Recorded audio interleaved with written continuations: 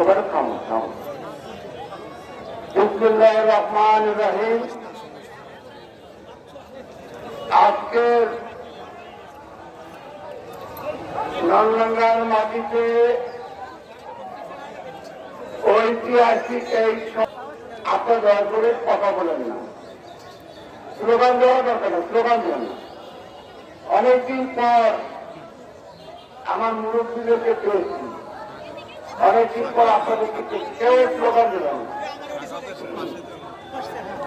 আজকের এই সমাবেশের সভাপতি বীর মুক্তিযোদ্ধা আতিকুর রহমান তালুকদার,